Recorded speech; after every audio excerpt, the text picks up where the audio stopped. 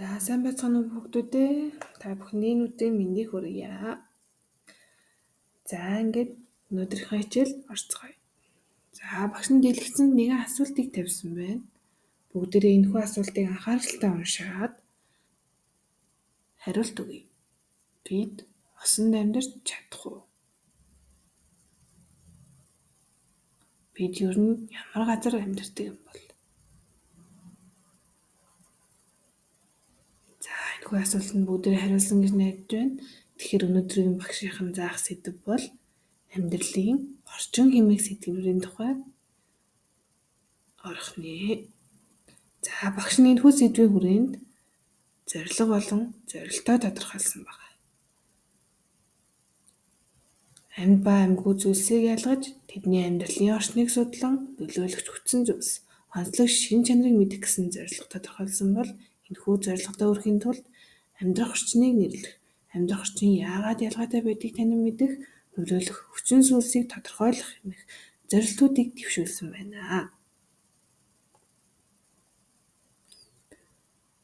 За үүний тулд хэдүүлээ эхлээд амьд болон амьгүй зүйлсийг ялгаж сурах хэрэгтэй. Амьд зүйлс гэдэг дотор юу багтаасан байна багш нь? Хөөцөтэй хүн, амьтан, ургамал, мод гэх зүйлсийг амьд зүйлс дотор багтаасан байна, тийм үү? За тэгвэл амьгүй зүйлс дотор юу багтаасан байна вэ? Ус, байшин, машин, нар гэх мэт зүйлсийг амьгүй зүйлс дотор багтаасан байна, тийм үү? За тэгвэл ус яагаад амьд зүйлс дотор орохгүй байгаа юм болов? Ургамал яагаад амьгүй зүйлс дотор орохгүй байгаа юм болов? Бүгдээрээ энэхүү асуултын хариултыг өнөөдрийн хичээлээрээ олж мэдэх нэ. За тэгвэл бидний амьдралын орчин аль нь вэ? За эхнийхт гол горх харагдаж байна. Дараагийнхт ой тайг харагдаж байна, тийм ээ. Дараагийнхт хот суурин газар харагдаж байна, тийм үү? За тэгвэл бүгдээрээ хот суурин газар амьдардаг шүү дээ. Хэдүүлээ яагаад гол горхин дотор амьдарч чадахгүй байгаа юм болов? Хэдүүлээ яагаад ой тайг дудаан амьдарч чадахгүй юм болов? За тэгвэл одоо бүгдээрээ гол горхинд ямар төрлийн ургамал, амьтан амьдардаг тухай ярилццгаая. Гол горхинд ихэвчлэн ямар амьтад амьдардаг вүлээ? Хөөцөөтэй.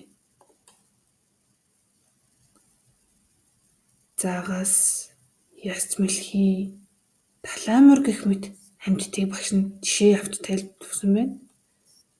Загас хаана амьдардаг вүлээ? Усан дотор. Яс мэлхий хаана амьдардаг вүлээ? Мөн адил усан дотор. Талааморч мөн адил усан дотор амьдрах чадвартай амьтан байх нэ. За тэгвэл ой модонд ямар амьтад амьдарч чадах вэ? За бүгдээрээ бодоод үзээрэй. Ой модонд ямар амьтад харж байсан бэ?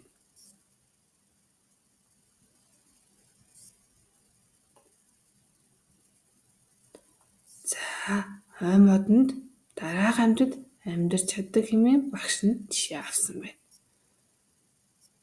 За энэ хүрэн бавгай нь тийм ээ. Энэ бавгай нь мөн ой модонд амьдардаг амьтан байна. За дараагийнх нь хэрэм байна тийм ээ хүүхдүүдээ. Хэрэм нь мөн адил ой модонд модон дээр амьдардаг амьтан тийм ээ. За дараагийнх нь ямар амьтан байна вэ? Бууг байна.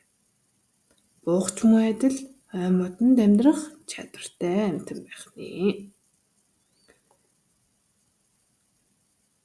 За тэгвэл говь зүйл газар ямар амьтад амьдарч чаддаг юм болов? Хүмүүс бид говь цол газар удаан амьдарч чадах болов уу?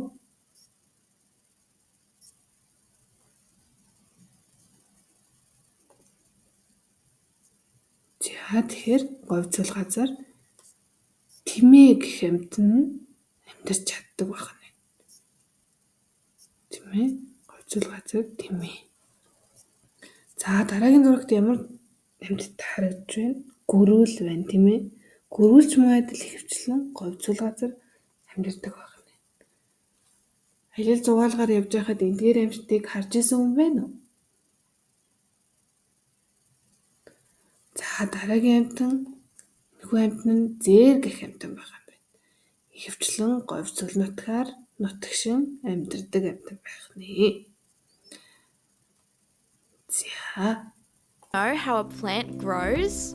багш надад дэлгэцэн бичлэг үзүүлнэ. It all starts with a tiny seed. Үзээрэй. When a seed gets water and warmth, something magical happens. It begins to grow. The roots of the plant grow down, down, down into the soil. It holds the growing seedlings in place. Soon after, the stem reaches up, up, up towards the sky. The young seedlings grow leaves that catch the sunlight it needs. Almost like magic, the plant starts to make its own food. As the days pass, the plant gets bigger and bigger. And guess what? Some plants will also get pretty flowers. Know how a plant grows?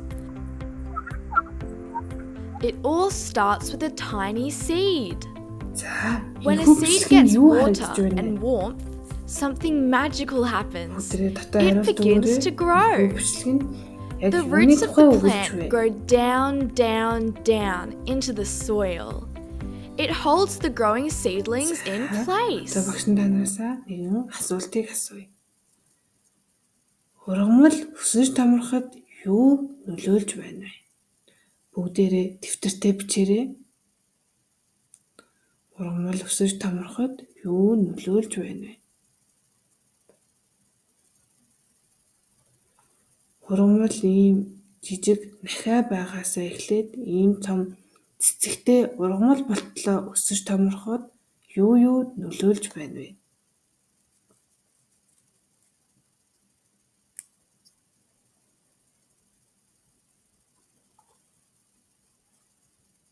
За бүгд дэвтэртээ хариултаа бичсэн гэж найдаж байна. Одоо бүгдээрээ багштайгаа хамтдаа шалгаж үзье. Амьдралын орчинд юу нөлөөлсөн байсан?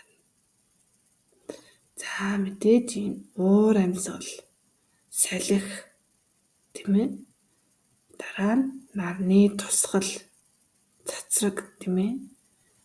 Дараа нь ус чиг. Хамгийн сүүлд газар, хөрс, шороо амьдралын орчинд нөлөөлөгч хамгийн том хүчин зүйлс байх нэ. За тэгвэл бүгдээрээ эндээс амьд байгаль нь ямар шин чанартай олж мэдцгээе. За амьд байгаль нь амьсгалдаг, хоолдог, өсдөг, үрждэг, хөдөлдөг хэмээх шин чанаруудтай байх. Тэгвэл амьгүй зүйлс нь хооллож чадах болов уу?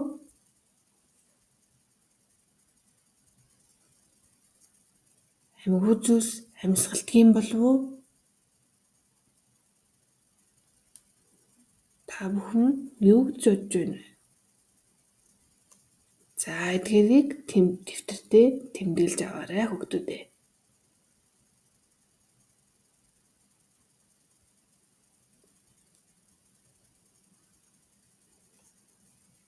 За ингээд өнөөдрийн хичээлийн төгсгөл бүгдээрээ хичээлээ дахин нэг баттгаан авч үзье.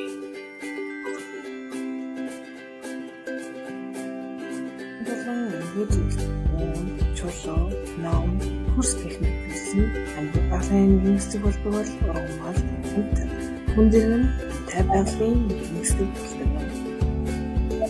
Маш олон амьдралын орчин байдаг бөгөөд эндээс бүр өөрсдийн амьдрах орчинтай байдаг.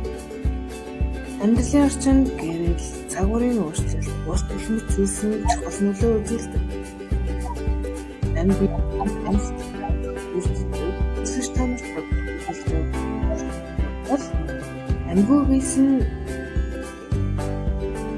амьдралын өөрчлөлт алхахыг мэдээлэлтэй яалт created using Powtoon.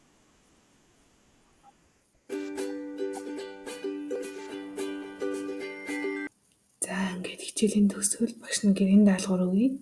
Өөрийн амьдрах орчноо зөвлөхөөр илэрхийлж ирээрэй. Өнөөдрийн хичээлдээ идэвхтэй оролцсон хүүхдүүдтэй баярлалаа.